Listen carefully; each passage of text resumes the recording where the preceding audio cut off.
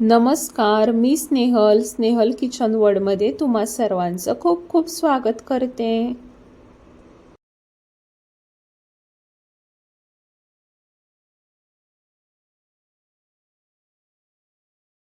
नमस्कार, मी स्नेहल किचन वर्ल्डमध्ये तुम्हा सर्वांचं खूप खूप स्वागत करते.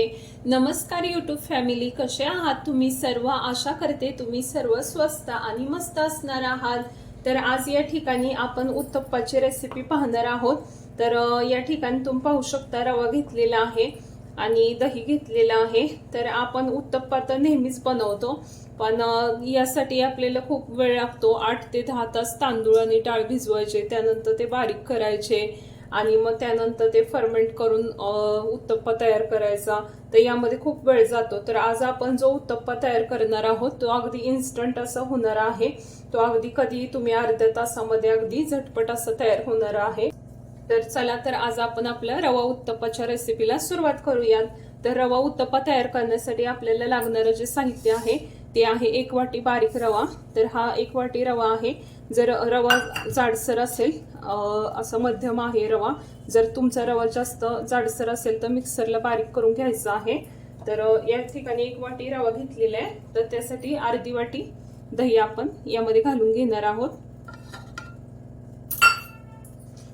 त्यानंतर आपण मिश्रणामध्ये अर्धा चमचा खायचा सोडा आपण घालून घेणार आहोत यामध्ये.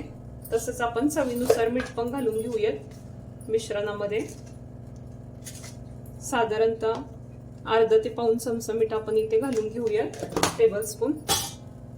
आता आपण हे जे मिश्रण आहे याचं एक बॅटर तयार करून घेणार आहोत.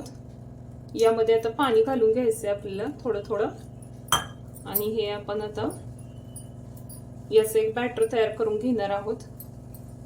उत्तप्पा तयार करण्यासाठी आपण याचं बॅटर तयार करून घेणार आहोत. जास्त पातळही करायचं नाही आणि जास्त घट्टही आपण नाही ठेवणार आहोत.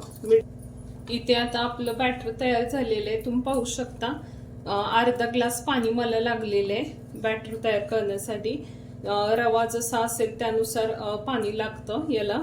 जर जाडसर रवा असेल तर तुम्हाला पाणी कमी लागू शकतं. तर आता आपण अर्धा ग्लास पाणी मला लागलेले हे भिजवण्यासाठी. आता आपण याला 20 ते 25 मिनिटं असंच भिजवून देणार आहोत. तर आपण याला आता भिजण्यासाठी ठेवून देऊयात 20 ते 25 मिनिटं.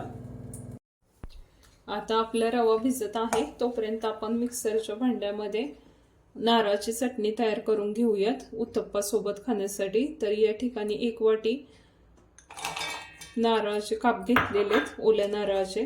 त्यामध्ये 2 ते 3 हिरव्या मिरच्या घालून घेऊयात. यामध्ये 1 इंच आल्याचे काप जे आहेत करून घेतलेले ते घालून घेऊयात. यामध्ये थोडीशी कोथिंबीर घेतलेली आहे मी, धुवून स्वच्छ करून ते घालून घेऊयात. आणि हे सर्व आता आपण मिक्सरला बारीक करून घेऊयात. अशा प्रकारे आता हे नारळाच्या चटणीचं जे मिश्रण आहे ते बारीक करून घेतलेलं आहे मिक्सरला. यामध्ये अर्धा कप पाणी सुद्धा मी घातलेलं आहे बारीक करताना. तर असं आता कन्सिस्टन्सी आहे याची. तर आता काढून घेऊयात आपण हे इथे. आता या ठिकाणी आपण एक तडका पॅन घेतलेला आहे, त्यामध्ये अर्धा चमचा तेल घालून घेते मी. तेल गरम झालेलं आहे. आपण यामध्ये पाव चमचा जिरं घालूया, पाव चमचा मोहरी घालून घेऊया.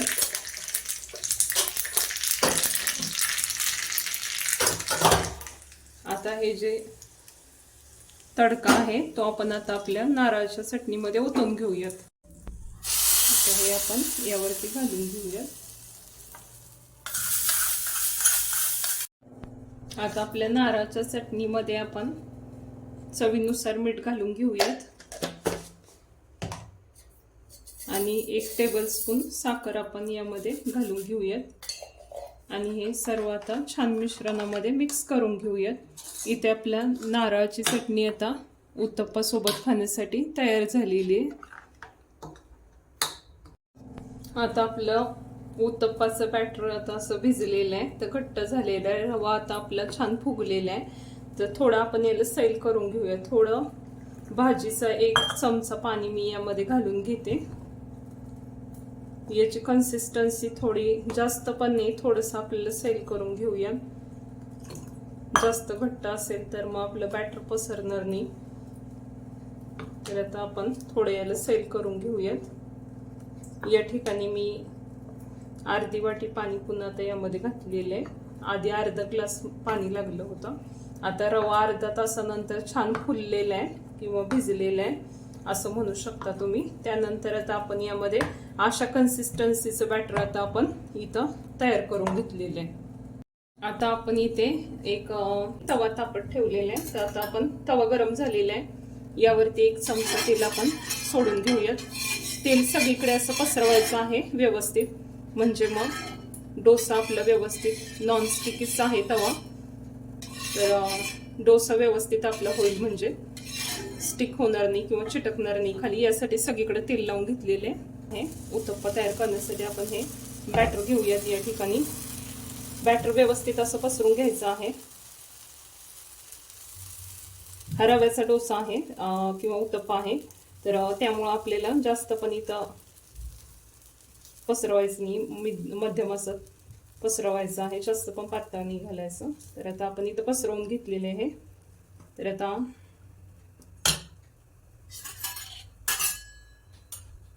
आपण यावरती आता आलं किसून घेतलेलं आहे, थोडं चिरून घेतलं होतं मी कट करून, ते घालून घेऊयात. हिरवी मिरची आहे, हिरवी मिरचीचे काप करून घेतले होते. या ठिकाणी थोडा कांदा आहे, तो घालून घेऊयात. कांदा चिरून घेतलेला आहे, तो घालून घेते. टोमॅटो घातलेला आहे. सर्व जे आहे हे बारीक चिरून घ्यायचं आहे, कांदा टोमॅटो वगैरे, आणि ते आपण इथे घालून घेत आहोत. आता कोथिंबीर घालूयात.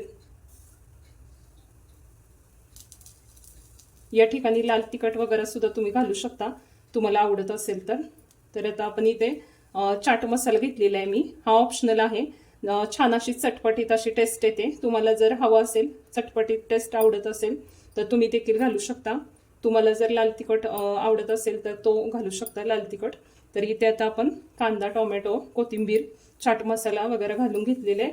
आता आपण तेल सोडून घेऊयात. थोडं तेल आपण यावरती सोडून घेऊयात उत्तप्पावरती, आणि थोडं बाजूनं पण सोडून घेऊयात. या ज्या आपण व्हेजिटेबल्स घातलेले आहेत त्यावरती कांदा टोमॅटो वगैरे, तर हे थोडंसं असं प्रेस करून घ्यायचं आपल्याला उलटण्याच्या साह्यानं. किंवा यामुळं काय होतं की आपण डोसा पलटी केल्यानंतर, उत्तप्पा पलटी केल्यानंतर काय होणार आहे की हे व्यवस्थित असं त्यामध्ये लागून राहील. तर आता आपण या ठिकाणी प्रेस केलेले आता पलटी करून घेऊयात. किती छान सुंदर असा कलर आलेला आहे आपल्या उत्तप्पाला, तुम्ही पाहू शकता. अगदी इन्स्टंट असा हा उत्तप्पा आहे, तरी देखील किती छान सुंदर असं ब्राऊन कलर आलेला आहे, आणि अगदी कमीत कमी वेळेमध्ये होऊन जातो. जास्त यासाठी तुम्हाला काही करण्याची गरज भासत नाही. या ठिकाणी रवा आपण अर्धा तास जरी भिजवला, 20-25 मिनिटं, तरी अगदी लगेचच होणारा असा हा ब्रेकफास्टची रेसिपी आहे. खूप आपल्याला या ठिकाणी काही लागत नाही करण्यासाठी. जर तुम्हाला लाल तिखट आवडत असेल तर तुम्ही लाल तिखट देखील घालू शकता. या ठिकाणी थोडंसं आपण आता तेल सोडून घेऊयात, थोडंसं लावून पण घेऊया त्याला वरून. दोन्ही बाजून आपल्याला छान याला शेकून घ्यायचं आहे. मीडियम गॅसवरतीच आता आपण हे करणार आहोत. आपण जेव्हा बाहेर उत्तप्पा किंवा डोसा खातो तर ते असं त्यांचा जो फ्लेम आहे तर ती अशी हाय टू मिडियम फ्लेमवरतीच बनवलं जातं. त्यामुळे आपण सुद्धा आपल्या गॅसची फ्लेम हाय टू मिडियमच ठेवायची आहे बनवताना. जास्त बारीक फ्लेमवर करत नाही बसायचं, मिडियम फ्लेमवरतीच याला करायचं आहे. तर आता आपण याला पलटी करून पाहूयात बसला आहे का. आता या ठिकाणी तुम्ही पाहू शकता आपला उत्तप्पा पलटी केलेला आहे, आणि दुसऱ्या बाजूने खालच्या बाजूनेही छान असा या ठिकाणी तयार झालेला आहे किंवा भाजला गेलेला आहे. आता आपण याला काढून घेऊयात ताटामध्ये. राहिलेले पण बॅटर आहे त्याच्याच पद्धतीने मी आता उत्तप्पा तयार करून घेते. अजून एक तुम्हाला या ठिकाणी तयार करून दाखवते. तर किती छान जाळी येत आहे तुम्ही पाहू शकता. जरी इन्स्टंट असेल होणारा तरी छान अशी जाळी सुटलेली या ठिकाणी तुम्ही पाहू शकता. आता आपण जसं आधी घातलं तसंच या ठिकाणी कांदा टोमॅटो घालून घेऊयात. तुम्हाला हवा असेल तर तुम्ही लाल तिखट वगैरे घालू शकता. या ठिकाणी आवडीनुसार व्हेजिटेबल्सही घालू शकता.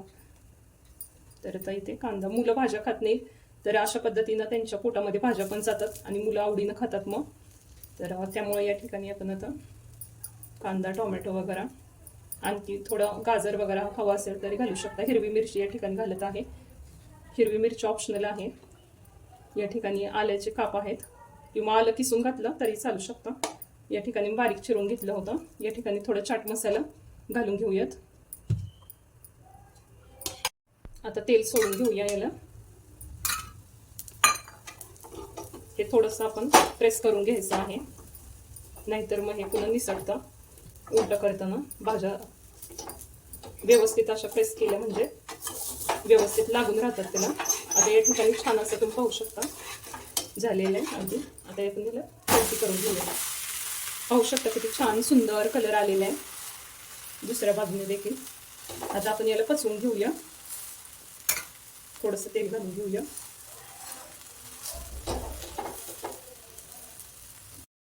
उत्तप्पा तयार झालेला आहे. या ठिकाणी दुसऱ्या बाजूने पण छान असं शेकला गेलेला आहे. आता आपण याला काढून घेऊयात ताटामध्ये छान असा. या ठिकाणी आपला उत्तप्पा तयार आहे. त्यासोबत छान अशी नारळाची चटणी पण आता तयार आहे. आणि अशा पद्धतीने आपली रवा उत्तप्पाची रेसिपी या ठिकाणी पूर्ण झालेली आहे. तुम्हाला आजची माझी रवा उत्तप्पाची रेसिपी कशी वाटली नक्की कमेंट्स बॉक्समध्ये कमेंट्स करून सांगा. तुम्हाला जर माझा व्हिडिओ थोडा जरी आवडला असेल तर व्हिडिओला लाईक करा, शेअर करा आणि आपल्या चॅनलला सबस्क्राईब करायला विसरू नका. तुम्ही जर माझ्या चॅनलवरती नवीन असाल तर नक्की चॅनलला सबस्क्राईब करा. आणि तुम्ही पाहू शकता किती छान असा या ठिकाणी आपला उत्तप्पा झालेला आहे. अगदी इन्स्टंट उत्तप्पा आहे हा होणारा कमीत कमी वेळेमध्ये. पण पाहिल्यानंतर वाटत नाही की हा आपला डाळ तांदूळ भिजत न घालता केलेला उत्तप्पा आहे असं कोणी म्हणणार नाही. आणि दोन्ही बाजूने छान असं तुम्ही पाहू शकता छान अशी जाळी सुटलेली आहे आणि अगदी कमीत कमी वेळेमध्ये छान असा होणारा हा नाश्त्याचा प्रकार आहे. तर तुम्ही पण नक्की ट्राय करा. अगदी कमीत कमी वेळामध्ये अगदी संध्याकाळच्या छोट्या भुकेसाठी सुद्धा आपण हा घरामध्ये करू शकतो किंवा लहान मुलांच्या टिफिनसाठी वगैरे सुद्धा तुम्ही हा बनवून देऊ शकता अगदी कमीत कमी वेळामध्ये. तर आजची माझी उत्तप्पाची रेसिपी तुम्हाला कशी वाटली नक्की कमेंट्स बॉक्समध्ये कमेंट्स करून सांगा. रेसिपी आवडली असेल तर रेसिपीला लाईक करा, शेअर करा आणि चॅनलला सबस्क्राईब करायला विसरू नका. तर आता पुन्हा भेटूयात अशाच नवीन अशा सुंदर अशा रेसिपी सोबत. तोपर्यंत खात राहा आणि मस्त राहा. या ठिकाणी मी घेते तुमचा निरोप. सर्वांना बाय बाय.